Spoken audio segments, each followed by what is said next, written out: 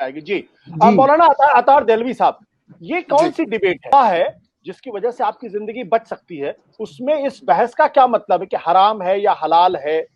इसका कोई मतलब है आपकी नजर में मौलाना साहब?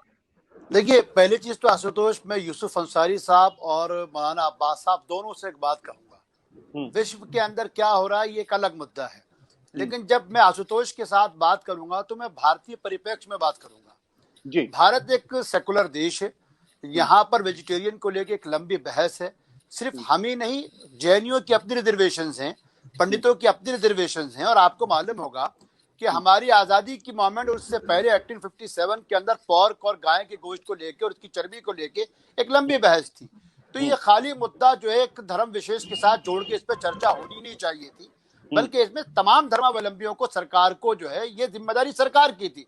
हम्म, जिस मसले सही। में आज आशुतोष एक ईमानदाराना बहस करने के लिए अब्बास साहब को बिठा रहे हैं, मुझको बिठा रहे हैं, यूसुफ हम्म, अंसारी साहब को बिठा रहे हैं, ये हम्म, बात तो ये थी कि सरकार सबको विश्वास में लेती और कहती साहब किसी के भी धर्म का उल्लंघन नहीं हो रहा है, जो हम्म, वैक्सीन आ सही गई। है, पहली चीज। हम्म, दूसरी बहुत सही। चीज मैं पहले दूसरी चीज ये है कि वैक्सीनेशन को लेकर आपको मालूम होगा और आप इस बात में जानते हैं कि जर्मनी में जो पहली वैक्सीन, पूरे वर्ल्ड में जो पहली वैक्सीन जो बनी हम्म, कोविड को लेके, वो हम्म, दोनों बनाने वाले तुर्किश तुर्किश निजात मुस्लिम थे।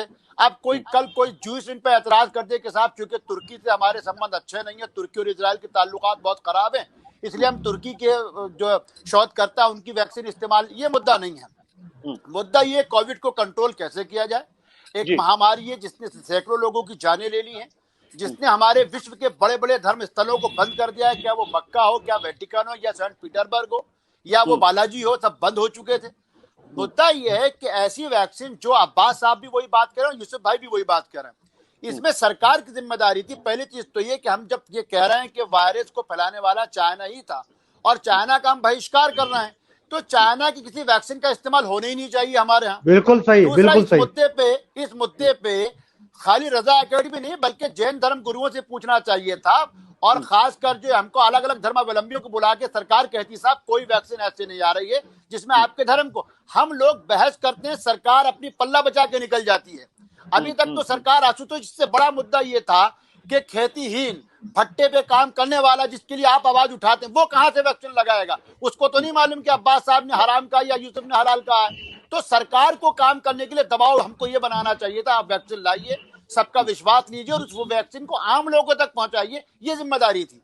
बट अतर साहब मेरा सवाल ये है कि जिस चीज को सऊदी अरेबिया और दूसरे मुल्क वो कह रहे हैं कि ठीक है, जान बचाना जरूरी है, इसलिए कोई भी वैक्सीन, और उनके यहाँ वैक्सीन लगनी शुरू हो गई, उन्होंने इसको मजहबी इशू नहीं बनाया है। बिल्कुल बिल्कुल उन्होंने ये नहीं कहा कि इससे पोर्क का जिलेटिन है या नहीं जिलेटिन, हम इसका इस्तेमाल नहीं करेंगे। चीन बिल्कुल से आया है या चीन से आया है, जापान से आया है, रशिया से, इससे क्या फर्क पड़ता? भाई हमारी जान बचानी जरूरी है, लोगों की जान बचानी जरूरी है, इसलिए उस वैक्सीन का इस्तेमाल करना चाहिए।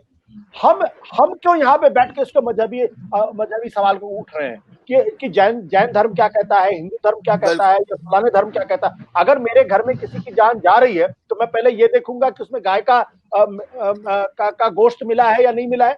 मैं तो पहले उसकी जान बचाऊंगा ना। ये बहस ही क्यों खड़ी की जा रही? रजा एकेडमी की तरफ से ये फतवा क्यों जारी किया गया? उनको कहना चाहिए कि नहीं भाई, जान बचाइए, उसका इस्तेमाल करें, बाद में देखेंगे। अल्लाह मियां इस बात को समझते हैं। ये बहस क्यों शुरू की जाती है मौलाना? देखिए, इस्लाम के मुताबिक, बल्कि हर धर्म के मुताबिक, जो सबसे अहम तरीन चीज है वो किसी मानव की, किसी इबादत गुजार की जिंदगी है। पैगंबर अलैहिस्सलाम ने खुद कहा, खुद मौलाना अब्बास साहब जानते हो कि अगर तुमको शदीद भूख लग रही हो तो पहले तुम नमाज नहीं बल्कि अपनी भूख को खत्म करो, उसके बाद नमाज अदा करो। और आप जानते हैं डायबिटिक के जो दूसरा मरीज है, वो भूख की हालत में उसकी क्या सूरत हाल बनती है। आपको याद होगा पोलियो को लेके जब अफगानिस्तान और पाकिस्तान में पूरी बहस चली और उन्होंने आज भी कुछ जरगा जो पोलियो की दवाई नहीं पीते और उन्होंने उसको हराम कहा, दुनिया में, जहां पूरी दुनिया में पोलियो खत्म हो गया, लेकिन अफगानिस्तान और पाकिस्तान के बॉर्डर पे आज भी हजारों बच्चे हैं जिनको पोलियो होता है।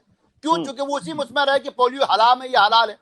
तो जो अब्बास साहब भी वही बात कर रहे हैं, लगभग वही बात कर रहे हैं, और यूसुफ भाई भी वही कह रहे हैं कि जान बचाना बहुत अहम तरीन चीज है। एक ऐसी महामारी जिसने पूरी दुनिया को गिरफ्त में रह रखा है, यहाँ चर्चा इस बात की नहीं थी। मैं फिर कह रहा हूँ आशुतोष भाई, उसको आप दूसरी तरीके से भी समझ सकते हैं, कहां से वैक्सीन आ रही है। जाहिर बात है जो भी कंपनी वैक्सीन लाएगी वो क्लियरिफिकेशन देती है। मुद्दा इस बात का है कि अगर वो वैक्सीन आए तो हम सबको मिलके पोलियो की तरह, जिस तरह सब लोग साथ आए थे, इस वैक्सीन को भी आगे तक पहुंचाने की अपील करनी चाहिए। लेकिन मैं तो आपके प्रोग्राम के माध्यम से सरकार से जो रजा अकेडमी अपील करी उसमें एक बात और जोड़ता हूं कि वो वैक्सीन, मेरी चिंता ये है कि वो खेतीहीन को, भट्टे पे काम करने वाले को, उसको जिसके पास कोई पैसा नहीं है उसके पास वैक्सीन कैसे पहुंचेगी, ये बड़ा मुद्दा है। इस पे सरकार को हमको बात करनी चाहिए थी, ना कि हम इस पे हो गई ये हराम है या ये हलाल है। बिल्कुल अतार भाई, बिल्कुल आपने बिल्कुल सही बात की कि जो हिंदुस्तान का सबसे गरीब तबका है, जो अफोर्ड नहीं कर सकता है, उसके पास सबसे पहले वैक्सीन पहुंचा